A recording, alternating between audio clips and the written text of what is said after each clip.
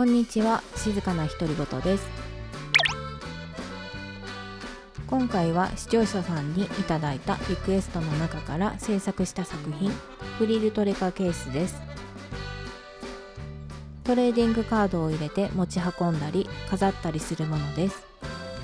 大切なカードを傷つけず安心して快適に持ち運ぶための工夫を5つ紹介します。工夫その1、表面にフリルを編み付けることでぶつかった際のダメージを軽減する。フリルがクッション代わりになるのでカードを衝撃から守ってくれます。工夫その2、前面にあるものを入れて編んでいるから厚みと強度が増す。やはりコットン糸は守るという意味では耐久性に欠けます。大切なカードが窓から飛び出さないように仕上げています。工夫その3、ナスカンパーツをあるものに引っ掛けることで安全に吊るせる。コットン糸に引っ掛けていないので安心です。あるものは後ほどすぐに紹介します。大きなキーリングはバッグにつけるだけでなく、キーホルダーや押し縫いなんかも吊るせるように取り付けてみました。工夫その4、カードが飛び出さないよう蓋を完備。工夫その5、なるべく破損の原因になる要因を減らすため凹凸をなくしたいのでマジックテープを使用。お出かけ前にストレスなく気分でささっと入れ替えられます。もちろん硬質カードケースは必須ですが、大切なカードを守るための工夫がたくさん詰まったケースになりました。動画の後半では同じ編み方でサイズ違いを編む時のポイントやアレンジ方法を紹介しています。レスを気にせず編めるレシピですので、ぜひ一緒に編んでみてくださいね。これまであるものと言っていたものの正体は園芸用の鉢底ネットでした。こちらはセリアの商品、2枚セットで売られています。好きなサイズに簡単にカットできます。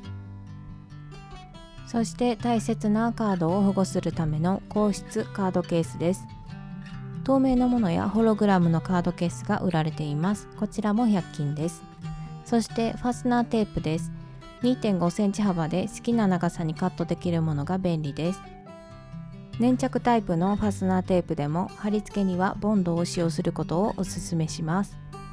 ナスカンはネットに直接引っかかっている仕組みです。パーツはすべてセリアの商品を使用しています。ナスカンは先が細いものを選ぶとネットに引っ掛けやすいです。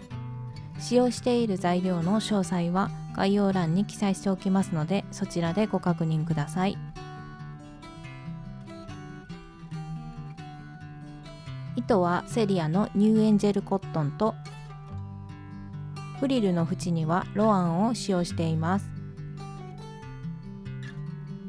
今回は鉢底ネットを使用しているので、小さな穴に通る3号針と4号針の2本を使用していきます。2本取りでネットに編み付けたりするので、コットン糸を使用する場合は3から5号までの細い糸を選ぶことをお勧めします。使用した量やその他使用できる糸は概要欄をご確認ください。今回はマーカーを多めに使います。その他段数マーカーを4個用意しておくと便利です。では編んでいきましょう。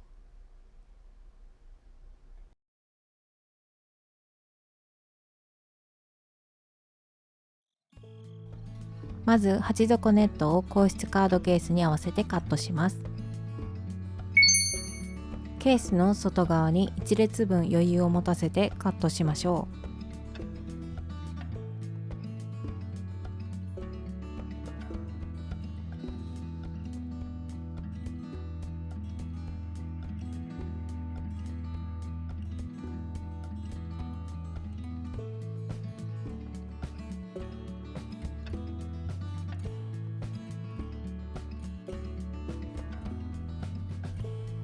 カードの大きさにカットできたら、今度はこれをフレーム状にしていきます。外の2列を残して真ん中をカットします。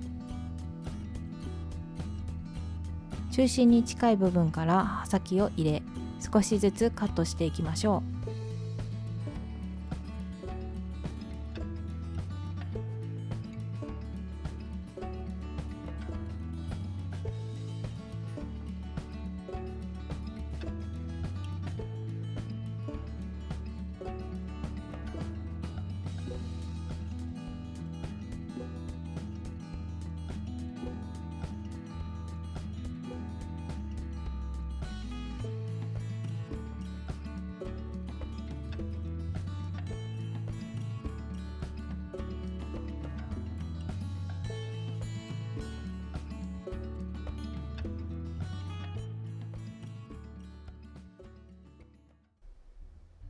この動画では私の愛娘の推しからロアンの11番で編んでいきます。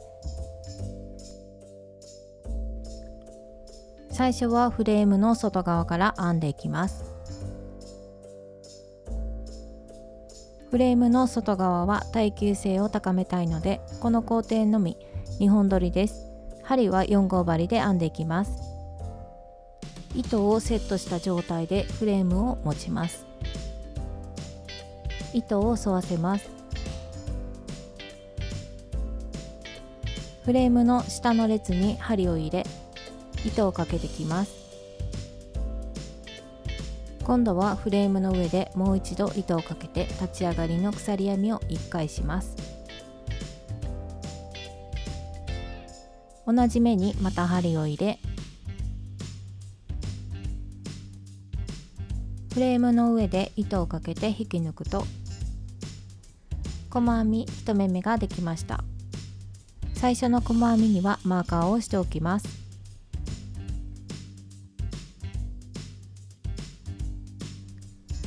次から1マスに1回ずつ細編みを編み入れていきます。糸端は編みくるんでいきます。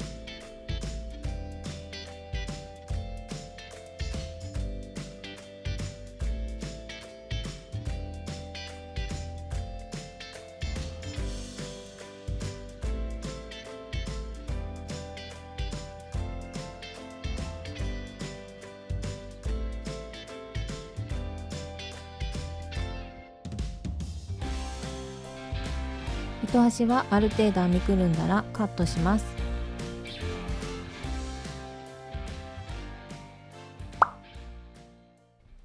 角の手前まで編んできました。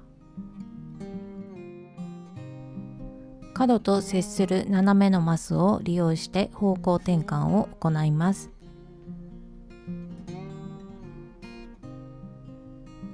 まず内側の角と接しているマスに針を入れ細編みをします。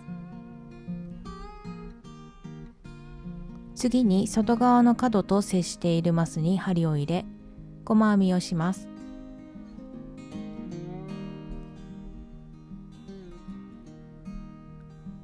そして鎖編みを1回します。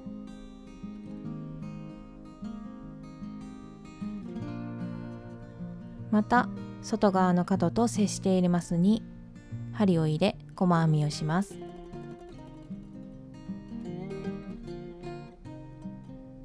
角にあたる鎖編み1目にマーカーをしておきます。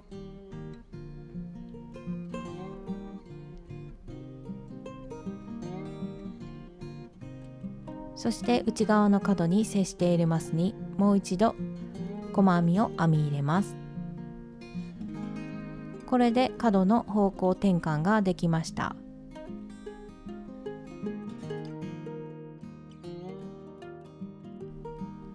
次のマスからまた1マスに1回ずつ細編みをしていきます。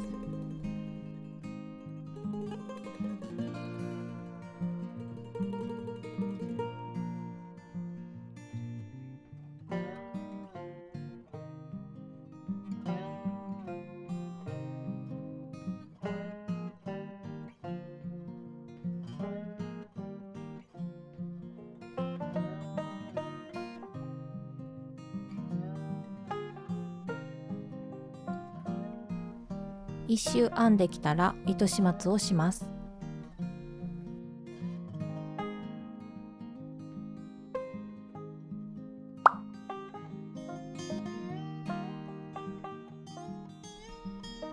マーカーの入っている最初の目に横から針を入れます。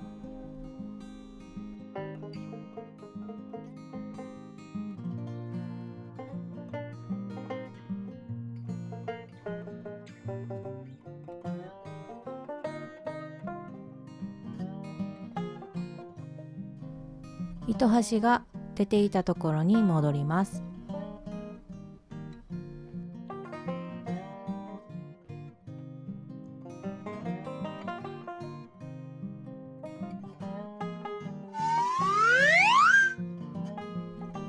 こうすると糸始末した境目が目立ちにくいです。フレームの裏の細編みの根元に糸始末をします。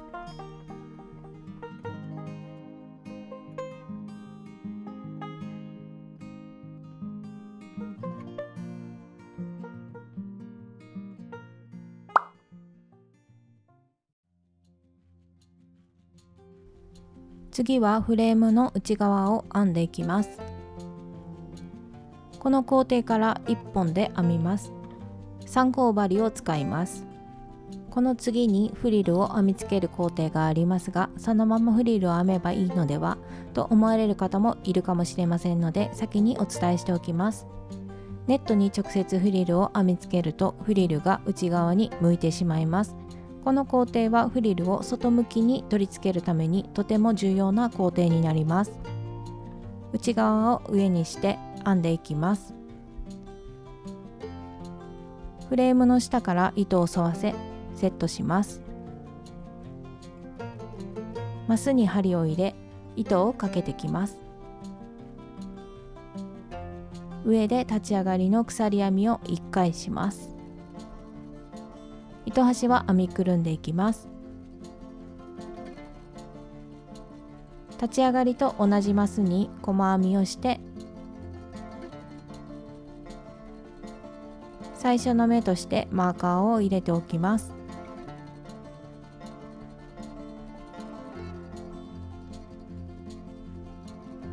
1マスに細編みを1回ずつ編んでいきましょう。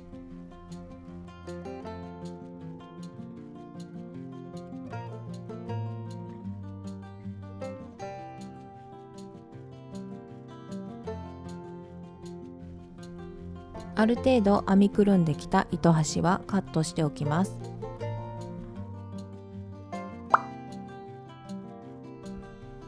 内側の角を含む3マスは細編みの3目一度をします。3マスに順番に針を入れ、それぞれ糸をかけてきます。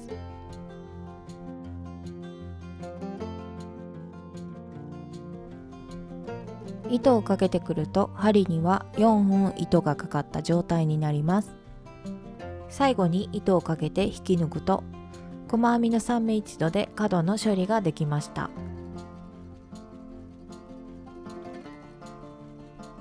また次のマスから細編みを1回ずつ編んでいきます。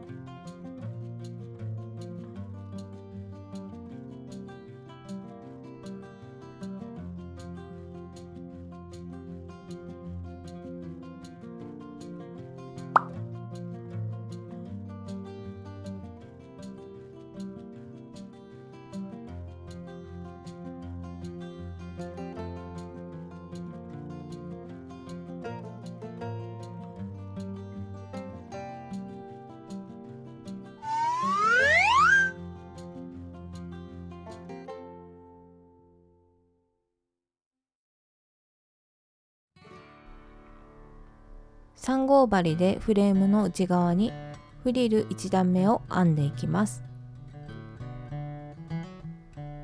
フレームの内側を手前にして持ちます。細編みの向こう側半目にフリルを編みつけて編んでいきましょう。糸を沿わせてかけてきます。立ち上がりの鎖編みを2回します。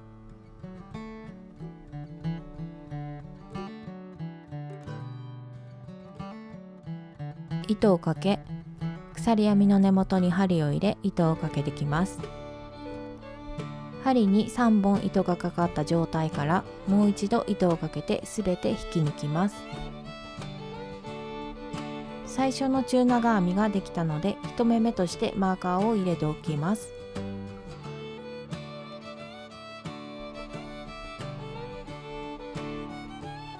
同じ目にあと2回中長編みを編み入れます。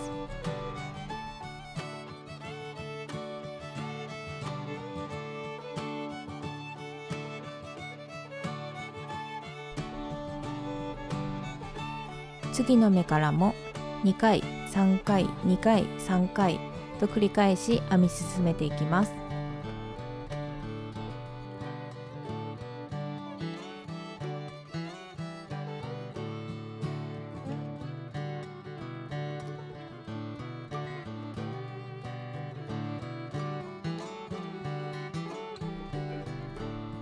今回のカードケースは角のフリルのウェーブは押さえて編みたいので、角も2回3回を繰り返して編みます。そうすると角のフリルが外向きになり、主張しすぎることがないので主役のカードの存在を引き立たせてくれます。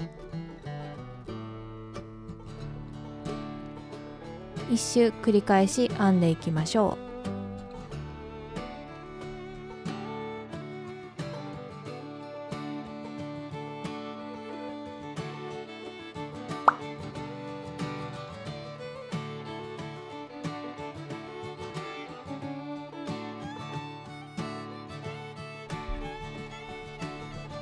フリル1段目を編み終え、次はこのフリルをもっと際立たせていきます。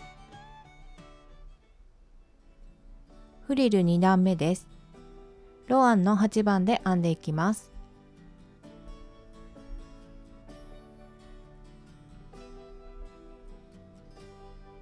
1段目と同じく3号針を使います。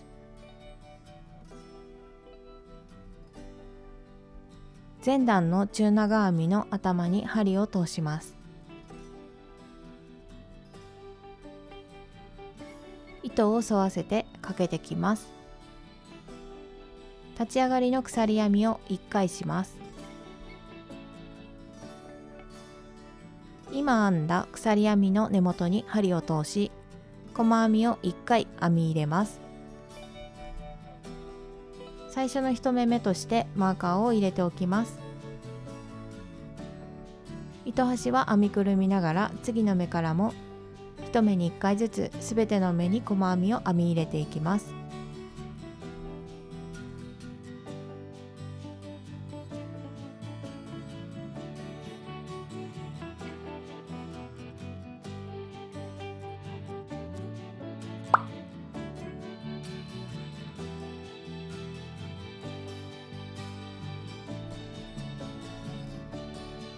半分まで編んできました。縁を編むことでフリルが緩いカーブを描き華やかになります。角はしっかり外に向いています。引き続き1周編んでいきます。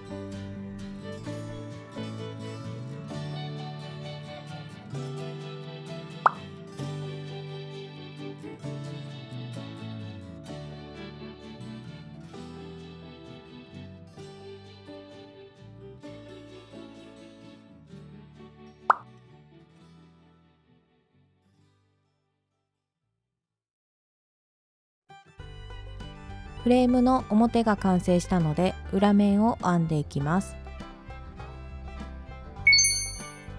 ここから最後の工程までは4号針で編んでいきます。フレームの外側は2本取りの4号針で編んでいます。裏の編み地には針を持たせたいので糸は1本で号数だけ合わせて編むことでちょうどいい針ができます。角のマーカーの目から始めます。向こう側半目に針を入れ糸をかけてきます。立ち上がりの鎖編みを1回します。鎖編みの根元に針を入れ細編みを1回します。編み始めの1目目としてマーカーを入れておきます。端のマーカーまで細編みを1目に1回ずつ編み入れていきます。糸端は編みくるんでいきます。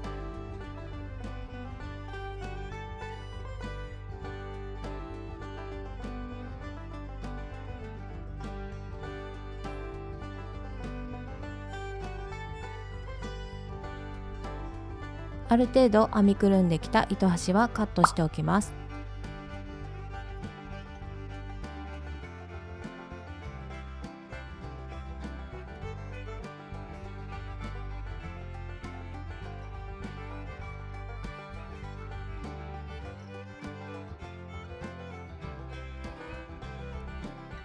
1段編めました。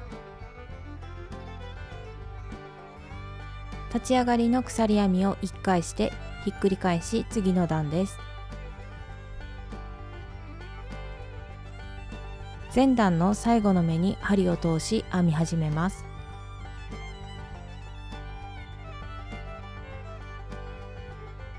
最初の目としてマーカーをしておきます。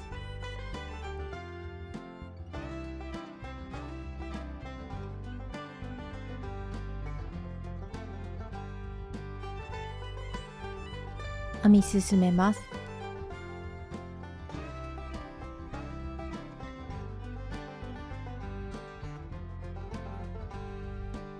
マーカーは前段の最初の目です。ここが今編んでいる段の編み終わりの目になります。また立ち上がりの鎖編みを1回してひっくり返し、どんどん段を広げていきましょう。必ず最初の目にマーカーを戻すことを忘れずに編むことで目の増減のミスを防げます。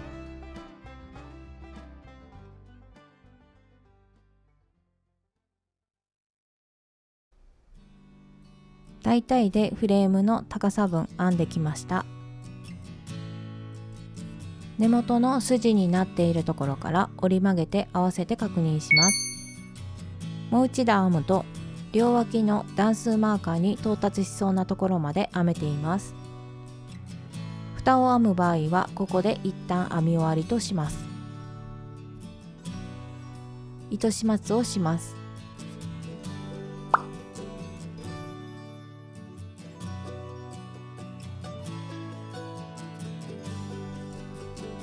糸始末をした最後の目にも一旦マーカーを戻しておきます。サイドを編み合わせていきます。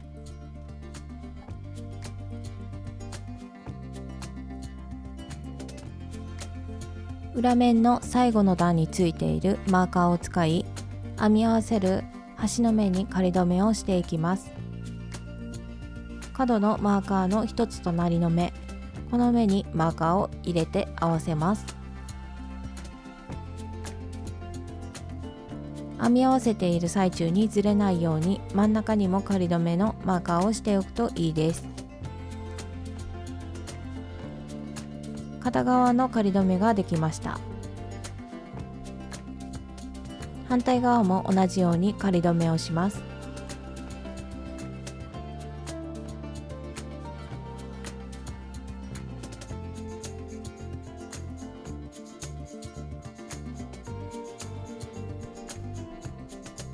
両サイドを編み合わせていきます。正面から見て右サイドの下部から編んでいきます。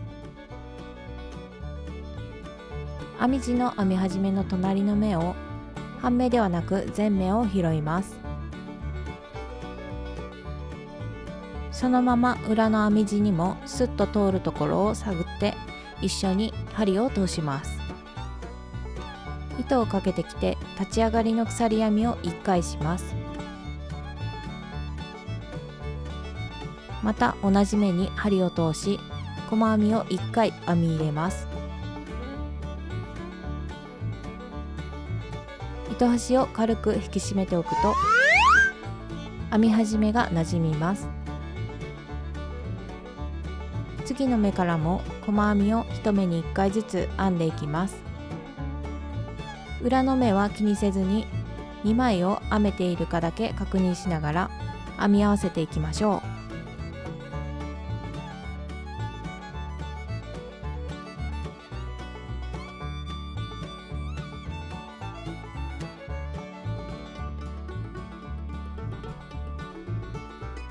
ある程度編みくるんできた糸端はカットしておきます。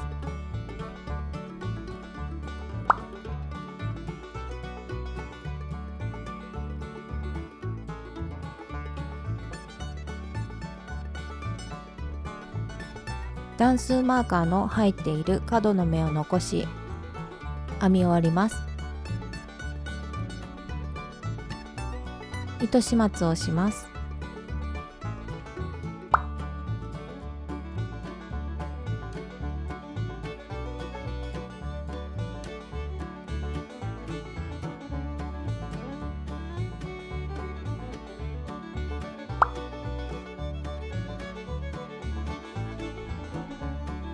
左サイドは上部から編んでいきます。裏の目の編み始めの手前の目まで細編みを編みます。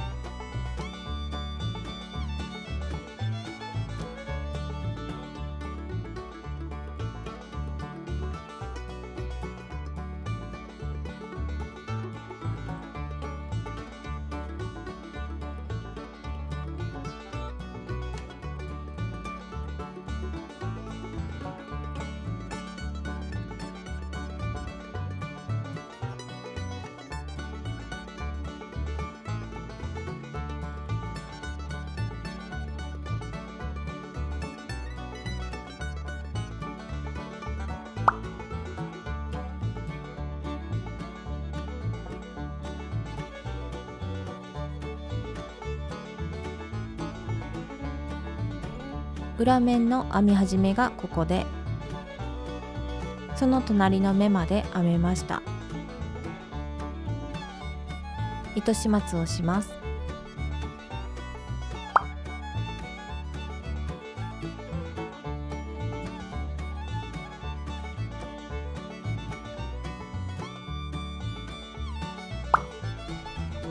鉢底ネットを大きめにカットしてフレームを作っているので、硬質カードケースがすんなり入ります。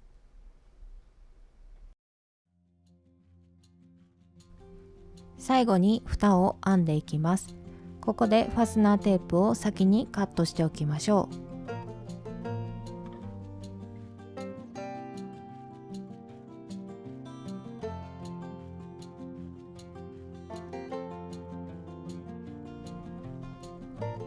私はトレカケースでだいたい 3.5 センチの長さにカットしています。台紙の余分な部分をカットして準備しておきます。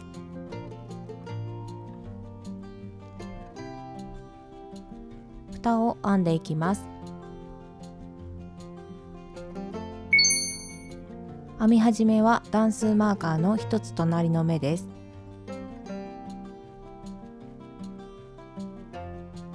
向こう側半目に針を入れ糸をかけてきます。立ち上がりの鎖編みを1回、同じ目に細編みを1回して編み始めます。最初の目としてマーカーを入れておきます。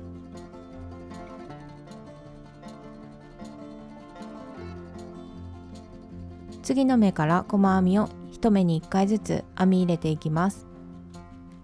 糸端は編みくるんでいきます。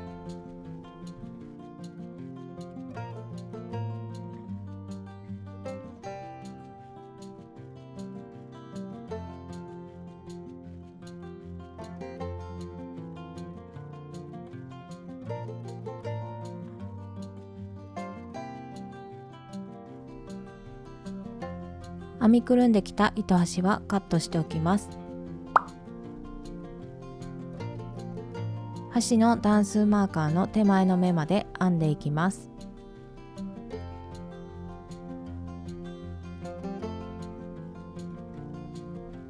手前の目まで編めたら段数マーカーはもう使わないので取り外しておきます。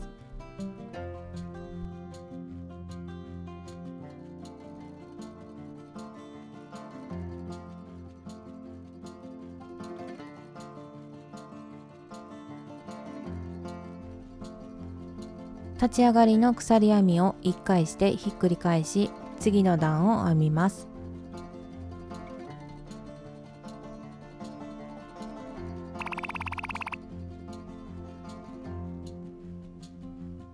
最初の細編みの目にはマーカーを入れておきます。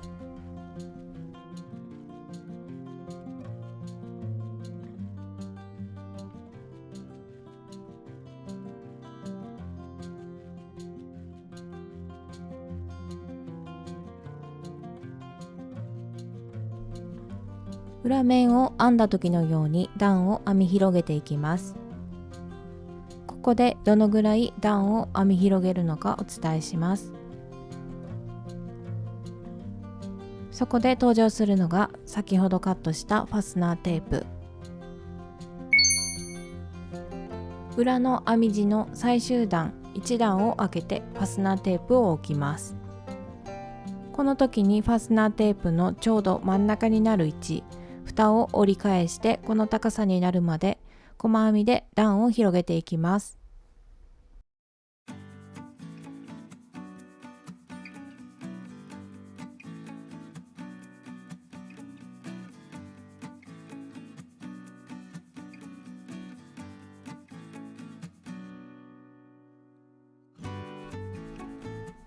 いい高さまで編んできたので確認してみます。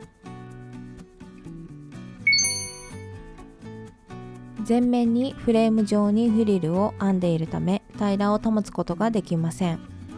確認する際は必ず硬質カードケースを差し込んでから行うようにしましょう。蓋の編み始めからしっかり折り込みます。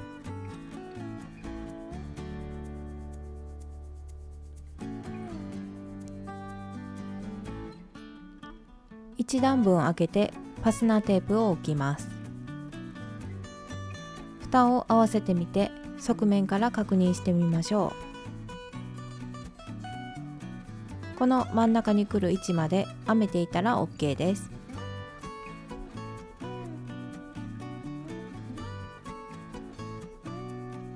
まだ 1,2 段編む必要がありそうです。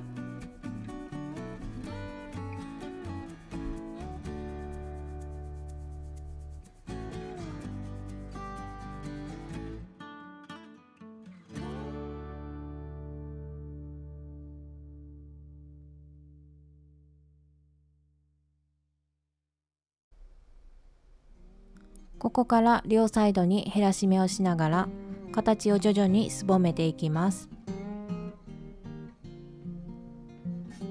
最後の段の進行方向はどちら向きでも編み進め方は同じです。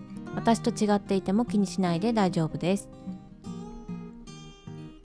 針が入っている最後のところでは普通は立ち上がりの鎖編みを1回しますが、今回は減らし目をするのでそのままひっくり返します。ここが1目目、その隣が2目目。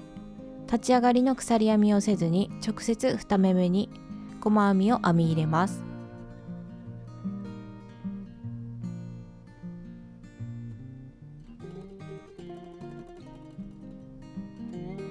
この通常とは異なる細編みには目印になるようにマーカーをしておきます。次のマーカーの手前まで細編みを1目に1回ずつ編んでいきます。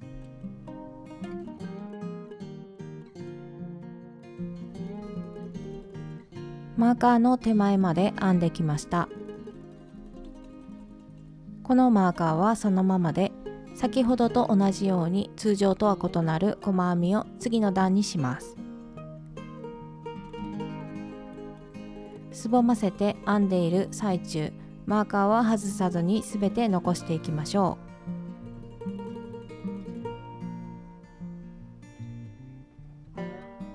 これを繰り返して段を編み進めます。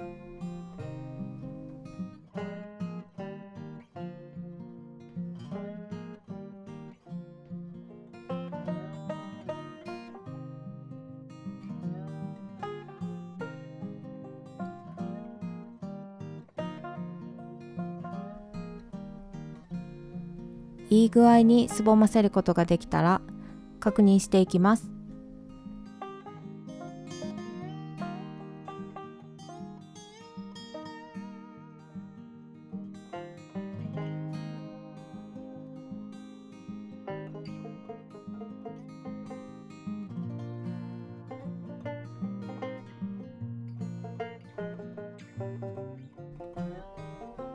ファスナーテープがしっかり隠れる程度になれば大丈夫ですが、私はギリギリなのでもう一段編んできます。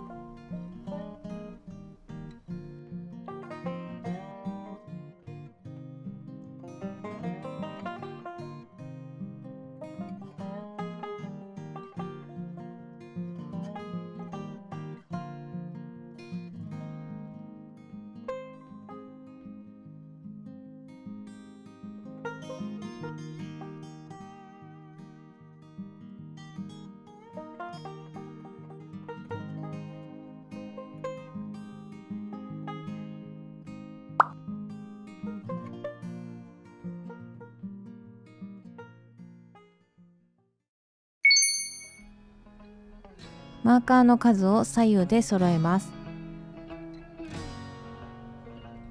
最後の段の最後の目のところもガタッと段になっていますが、今回は3つずつなのでその目は無視します。左右のマーカーの数が同じでない場合は最後の段の最後の目も含めてマーカーの数を揃えましょう。この後の工程でこのマーカーがとても重要になるので抜けないようにしておきます。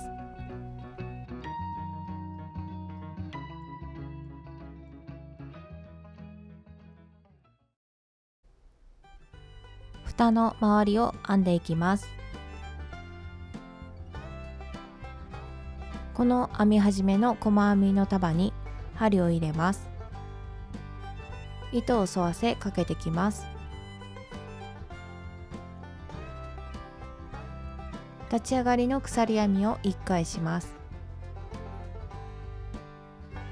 糸端は編みくるみながら同じところに細編みを1回します。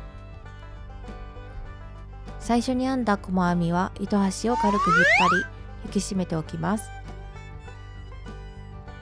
ポコポコしているところの一番上に最初の細編みを編みました。次は溝のところの一番上に細編みを編みます。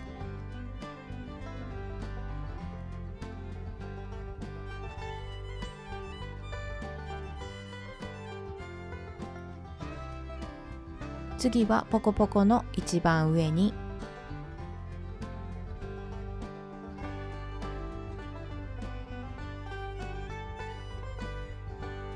次は溝の一番上に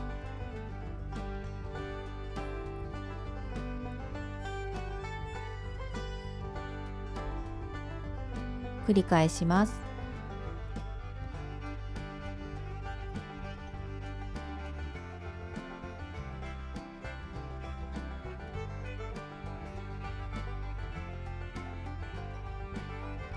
編みくるんできた糸端はカットしておきます。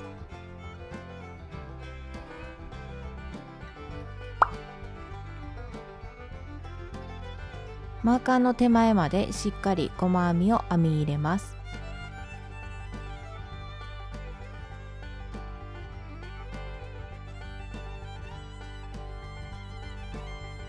次がマーカーの目です。一つ前の工程で入れたマーカーの目は細編みを1回編み入れるところです。マーカーとマーカーを L 字につないだこのくぼんだところに細編みを3回編み入れていきます。こちらも同じです。説明では分かりづらいので実践していきます。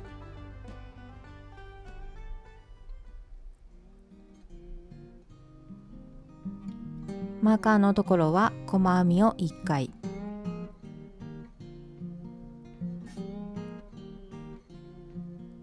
そして L 字につないでくぼんだところには細編みを3回、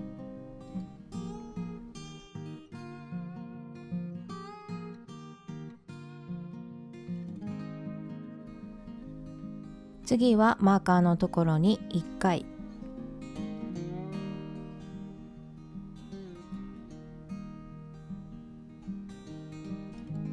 くぼんだところに3回、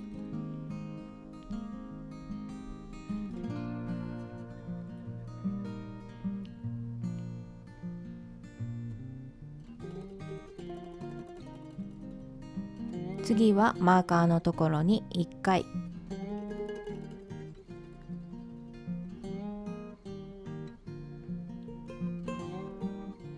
直線は細編みを1回ずつです。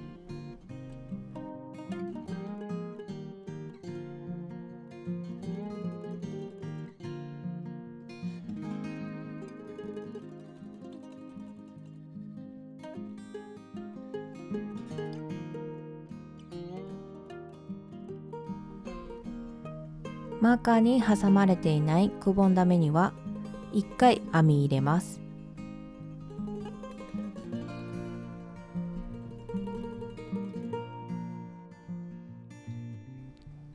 先ほど編んだのと同じようにマーカーのところは1回、 L 字のくぼんだところには3回編んでいきましょう。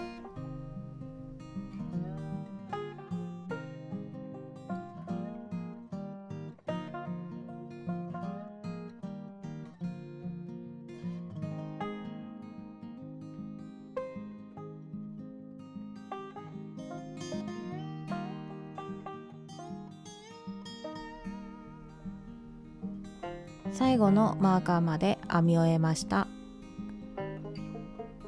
筋のところ、ポコポコのところ整えながら編んでいきましょう。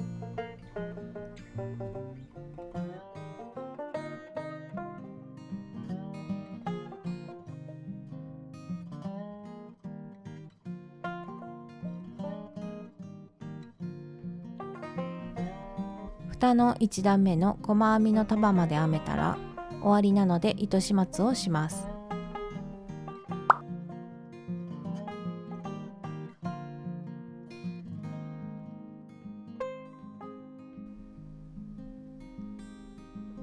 完成したのでファスナーテープを貼り付けていきます。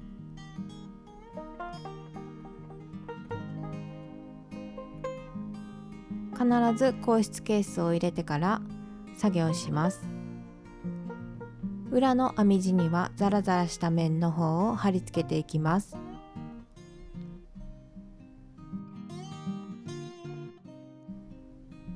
粘着タイプでもボンドでしっかり貼り付けることをおすすめします。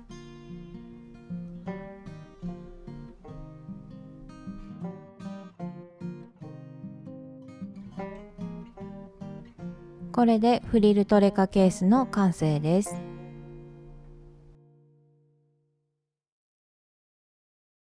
先ほどまでの内容はトレカケースの基本の編み方の説明でした。ここからはお好きなサイズにアレンジして編む時のポイントを説明します。基本的な編み方は先ほどまでの動画の内容とチェックポイントを守って編んでいただければと思います。トレカケースは鉢底ネットのマスを2マス分フレームに使用しました。フォトサイズ B7 より大きいサイズを編む場合はもう一段階強度が必要になります。1マス増やしフレームに3マスを使用しましょう。サイズにも限界がありますが B7 サイズより大きいものを作りたい場合は1マスずつ増やしながらご自身で編んでいただくことになります。フレームの外側を編む際は3マス中2マスを細編みで編みくるみます。内側は基本の編み方と同じです。フレームが2マスより多い時の角の編み方です。角に向かって1マスずつ斜めに移動しましょ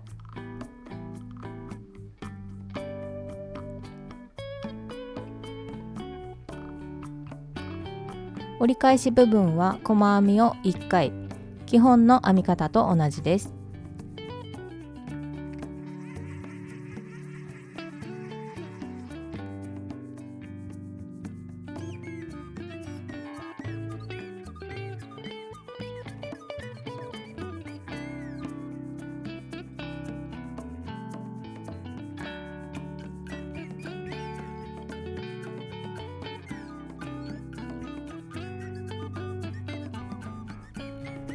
フリル1段目の中長編みを編み終えたところです。2段目は立ち上がりの鎖編みを2回して中長編みを1目に1回ずつ編み入れましょう。フレームを大きくした時はこうすることでフレームが見えすぎることなくフリルのボリュームを増やすことができます。フレームのマスを増やすごとにフリルの2段目を長編みに変更したりすることでサイズに合う華やかなフリルになる気がしています。あくまでもこれは私個人の好みですので、小さなフリルがお好きな方は基本の編み方を変更する必要はありません。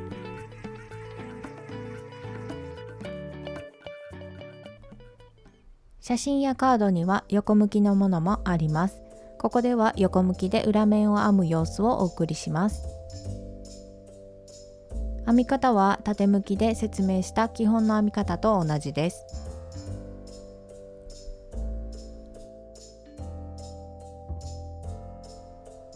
角につけた段数マーカーから段数マーカーまでを1段目とし往復しながら編み進めていきます。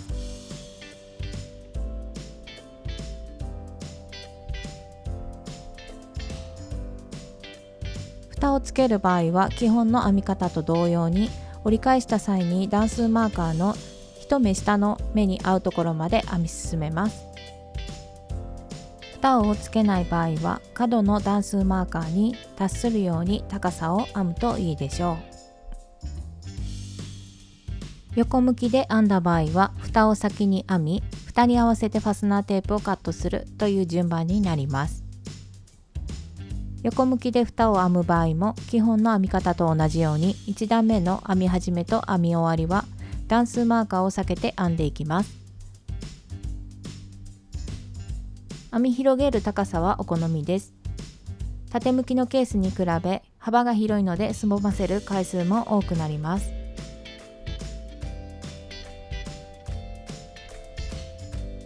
基本の編み方で説明したように編み終えた時のマーカーの数は左右で揃えましょう。数を揃えるため今回は最後の目にもマーカーを入れる形になりました。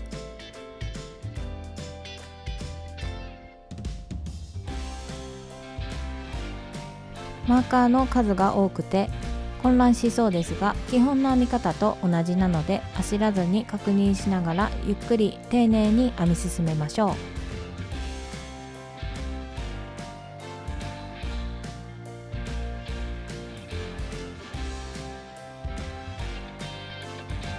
最後にファスナーテープを合わせてカットし貼り付けて完成です。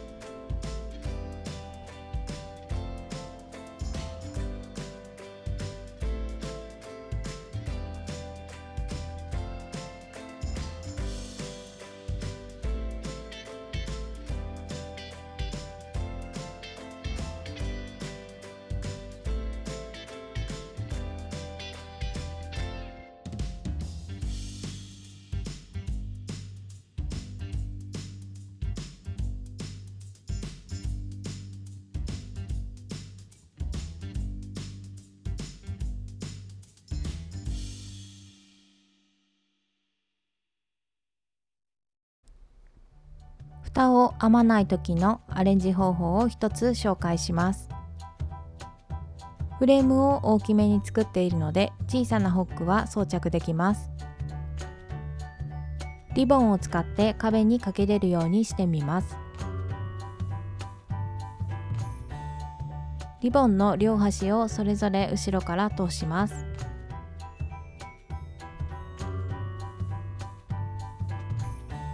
真ん中でリボン結びにしたら完成です。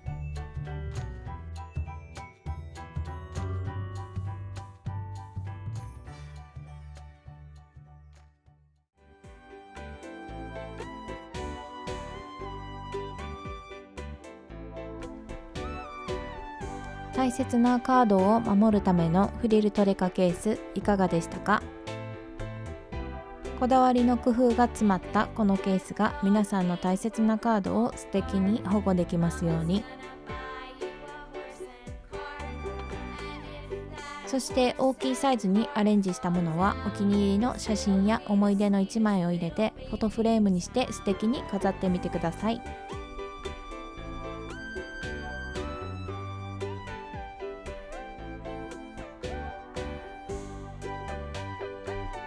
今回も動画を見てくださりありがとうございます。